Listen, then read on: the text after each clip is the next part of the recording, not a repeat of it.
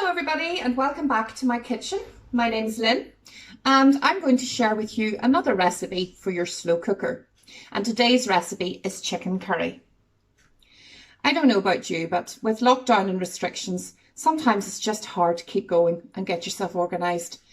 But I had a day like that yesterday actually. But today I feel I'm going to be organised and I'm going to get a meal into my slow cooker and then I can forget about it for the rest of the afternoon and it'll be ready and I'll be able to get lots of other things done too and be very productive.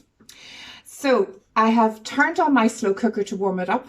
That's recommended so that the cooking process starts quite quickly. I'm going to cook mine at high because I want it ready in about 4 hours. If you want to do it over a longer period of time by maybe starting and putting the ingredients into your slow cooker first thing in the morning, then put it on to low. Warm up your slow cooker, and I just warn you again, the outsides of the slow cooker get hot, so just make sure it's out of reach of little ones. For this recipe, you're going to need chicken thighs I'm using. Now chicken thighs are a very tasty part of the chicken and are perfect for slow cooking. They hold their shape well and they cook slowly nicely.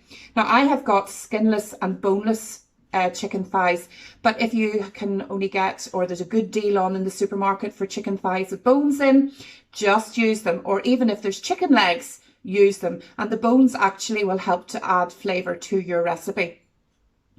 Ideally skinless, because we're going to do no preparation for these ingredients before they go into the slow cooker. But if they do come with skin, again, there's brilliant deals on in the supermarkets with maybe 12 or 12 chicken thighs, you know, but they've got skin on them. Don't be worrying about that. Fry them off in a little bit of oil until the skin is nice and brown. Or if you want, to take the skin off the chicken thighs before you put them into the slow cooker. But for ease and for quickness, I've literally just got here, I think it was 7 chicken thighs in the pack that I had, and I've just cut them into chunks so that the meat will go further with the family, rather than just maybe giving 1 chicken thigh to each person. There'll be a few chunks in your curry each. So that just goes straight into the slow cooker. Don't forget, when handling raw chicken and raw meat like that, make sure you wash your hands, wash your work surface as well. Good. We've all got sanitizer and anti-bac soap in our kitchens now, so just make sure you wash your hands after you're working with the chicken or handling the chicken.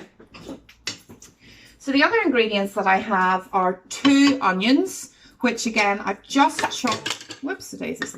Just chopped very chunky. Nothing too spectacular there or too difficult. And I've got 1 red pepper. Again, I've just cut it into chunks. Remember that whenever you're cooking in the slow cooker, because it's going to cook over a slow time, you want the vegetables still to hold their shape and look like the vegetables that they are. If you make everything a little bit too small, it'll disappear into the gravy and you'll not see any of the vegetables. So that's just chicken, peppers and onions in there now. So then we're going to add 2 tins of chopped tomato. 1 and 2.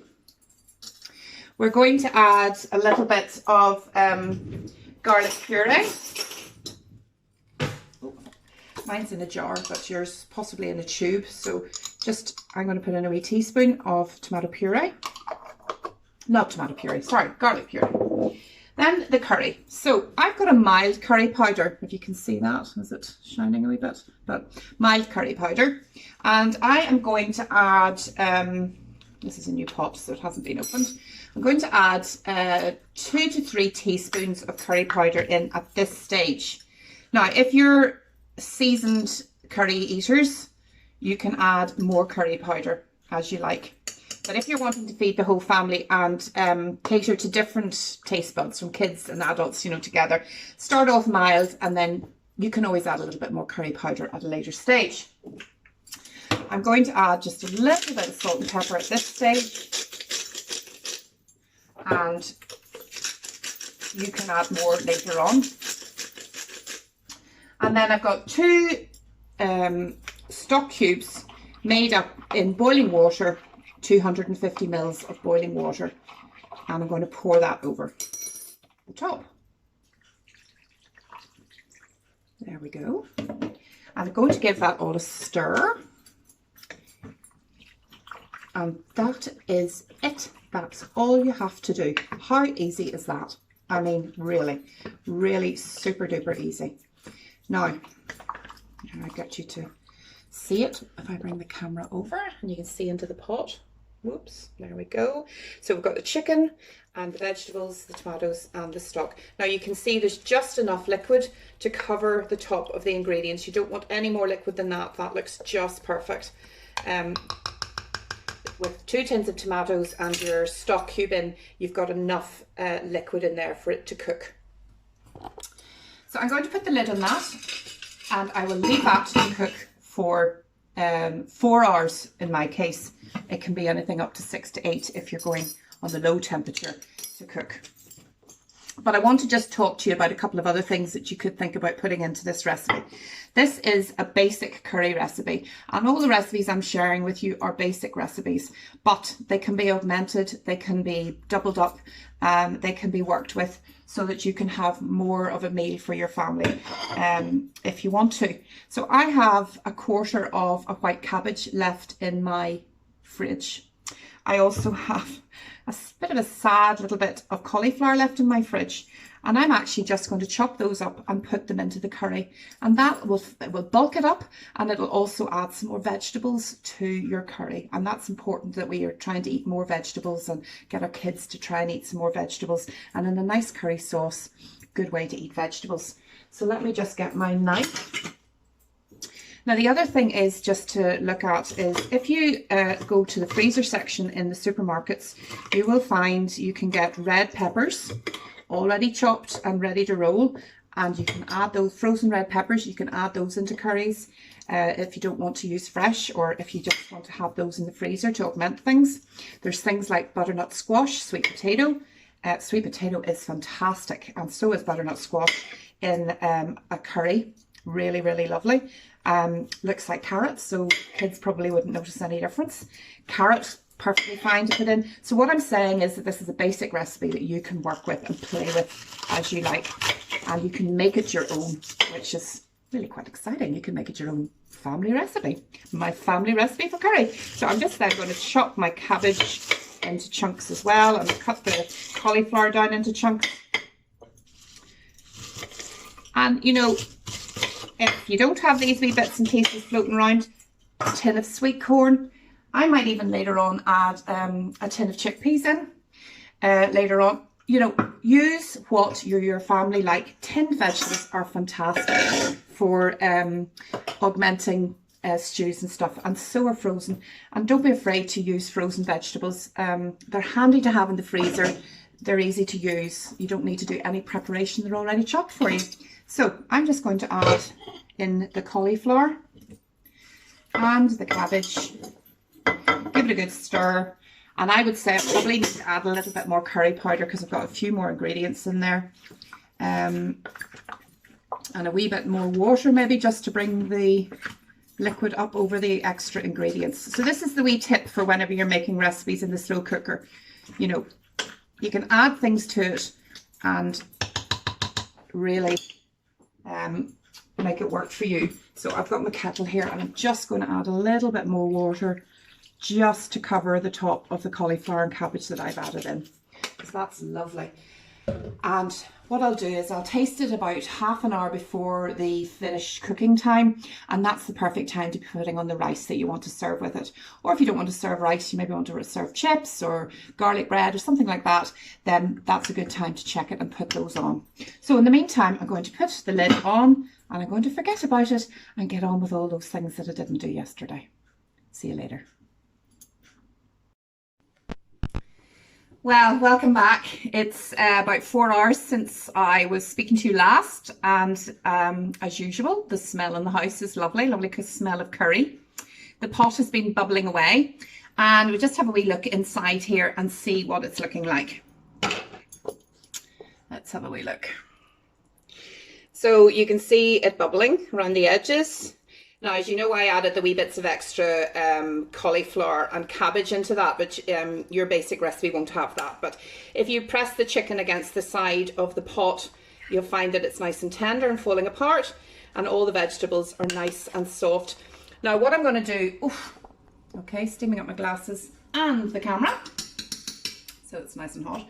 I'm just going to get a wee spoon here and taste the sauce and just make sure that the flavour is right. So is it spicy enough for what you like, and does it need a wee bit more salt and pepper? Right. For me, and this is just for me, it's up to yourselves, I would like a little bit more curry powder. So I'm going to put 2 more teaspoons in.